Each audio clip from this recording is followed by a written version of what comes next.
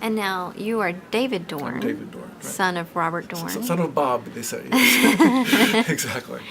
And you helped start, or you were on the ground floor of Leadership Beyond Boundaries. How did that happen? Right. So I didn't see leadership as a part of my future. I studied physics, went on to work with NASA in Houston, then started a business that grew to be several small corporations, vertically integrated. And along the way there, I actually came to CCL as an LDP participant in 1993. Okay. And it literally had a huge impact on me and the way I run my business, the way I looked at myself, the way I worked with other people, and made some major changes in my life. And one of those was to find something I was passionate about. And so I became certified as a CCL coach, feedback specialist, they called us back then, in 1996, and was working in the center quite a bit, doing work with the CCL. And I met this gentleman named Lyndon Rago. We had a conversation at lunch, kind of just by accident one time, and got to know each other a little bit, and I came to learn about his desire to have impact.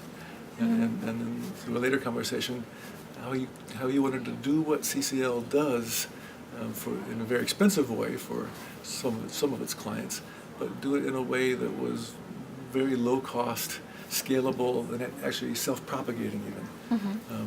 And I remember asking him the question, Lyndon, so if I understand correctly, you want to do what we do in our 6-day programs, where we literally change people's lives. You want to do that at very low cost in a shorter time frame. And he just looked at me and he said, yes. And I said, okay, well, let's look into that.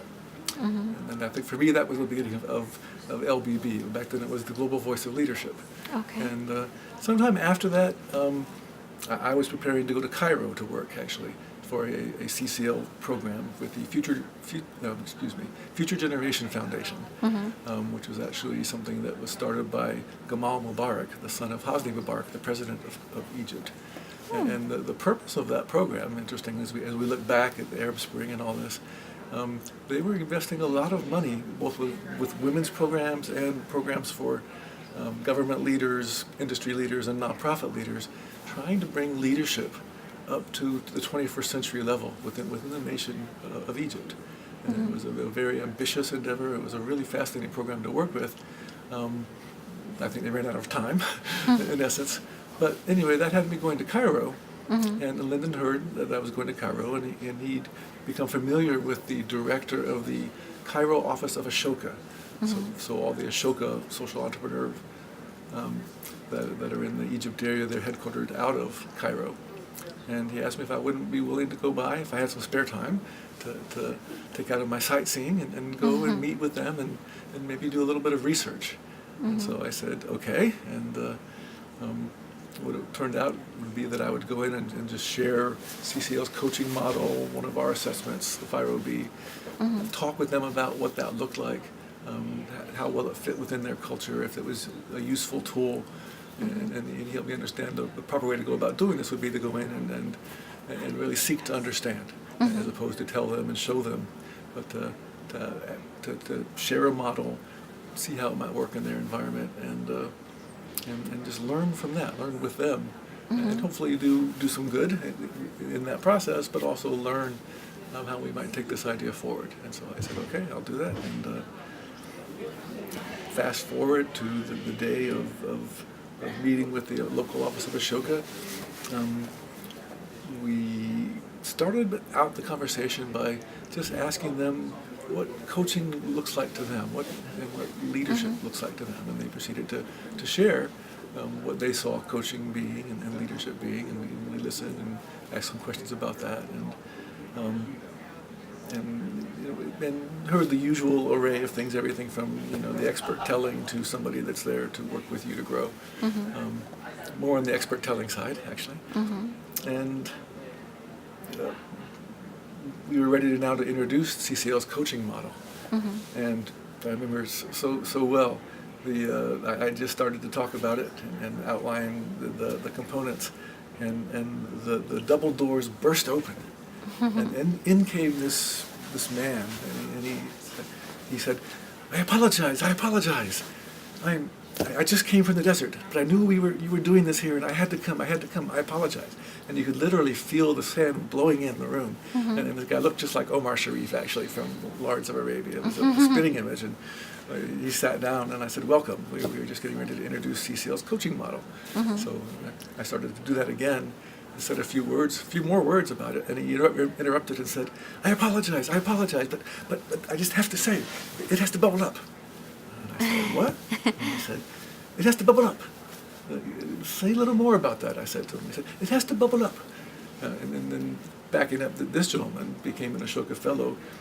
He was a well-known architect who had designed many of the main buildings in Cairo and other parts of the Middle East. But his passion now had turned to creating sustainable housing for the destitute and very poor out of readily available materials, which often meant refused materials, recyclable materials, things that were cast off. And each part of Egypt would have its own set of materials and ways to make that work. And so he said, when I go to the village, I don't go in there and tell them what to do. That wouldn't work. I go and I sit and I meet with them, and we find out what they have. We find out where the water is. We find out where the people live. And then I go and I meet with the village elder, and I have tea, and we build a relationship, and it takes time. And then I go back with them, and then we seek solutions. We ask what might work. And that bubbles up from them. They have the ideas, and I just figure out a way to help make that work. Then he stopped, and I said, well, you've pretty much just described the CCL coaching model. Oh, awesome. And then we proceeded to talk about how it's about asking questions. It's about exploring and diving down, challenging, and then supporting that effort to go forward. And then we had them do some mock coaching, well, some real coaching workshops, actually. We had people, suggest something that they wanted to work on, and we had them work in small groups following this model. And it was a wonderful experience. At the end of the day, we asked these people, and again, to be an Ashoka Fellow is quite a big task to take on in itself. They're generally people that are already involved in an endeavor that is changing the life of people, changing the fabric of people's lives. Going beyond that, to be an Ashoka Fellow, you have to be able to do this. This idea has to be something scalable. So it can be repeated, or you can even be taken out of it, and it can still keep going and growing, propagating itself. And lastly, it has to be a change that is so fundamental and so powerful that it has the possibility of impacting social policy. So the governments will support this and make laws to make this something stronger. And so these people had all met those criteria, and so this woman that we were working with, who had been she was a medical doctor. She'd gone to school and done her internship, her residency in Chicago, and had gone back to the nation of Egypt, determined to make the world a better place. And she brought with her a technology that was basically not in use, called ultrasound. And she proceeded to set up clinics for women, helping women with this new technology called ultrasound, and was able to actually establish some self-sustaining, free or very low-cost clinics around the country. But that wasn't how she got to be an Ashoka Fellow. When her parents started becoming aged and needed home health care, she realized that it was going to be very difficult to have that for them, because only the very rich people in Egypt can afford home health care from the nurses who go to, most nurses actually only go to a part of the nursing school, and then they would go to Abu Dhabi or somewhere else where there's an ample market. And since she dedicated her life to serving the poor, she wasn't rich. Maybe we're running out of time.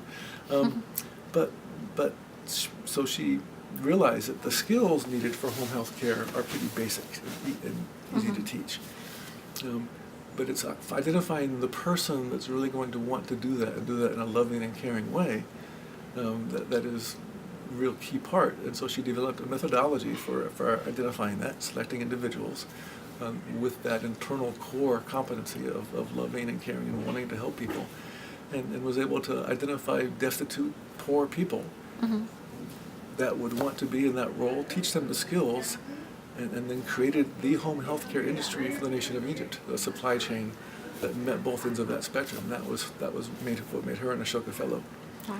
And so she said, she was talking about the coaching workshop, and she said, I do this every day. I wouldn't be successful. I can't do all the work. I have to grow people into the role, but it takes time. Now I have a model and I have a vocabulary, and I can teach this. Mm-hmm. So that was kind of the start of it. That was the start. And that was a very interesting story. How about where are you today? What have you been doing today with Leadership Beyond Boundaries? With Leadership Beyond Boundaries, I'm involved from time to time. I just got back today from South America, where I did a workshop with an Ashoka fellow, actually, that I met on a previous trip down, where we did a workshop with the Lima office of Ashoka. And this gentleman has a wonderful idea of how to take volunteerism and the corporate role of volunteerism. And his idea is, we all know that, yes, the corporate social responsibility, the corporations like to help the local communities, and that looks good. We know people like to volunteer, and that feels good. We know people benefit from volunteers, and so that's a benefit. So those three things work together. He kind of has turned that around, though. Then the corporations can see great value in having their people volunteer in a long-term sustained way. And so it's a value proposition to the corporations that isn't about corporate social responsibility, it's about the bottom line of the corporation. Creating leaders that can sustain their organization while they do good, while they help these people feel important and contribute, and while they help society.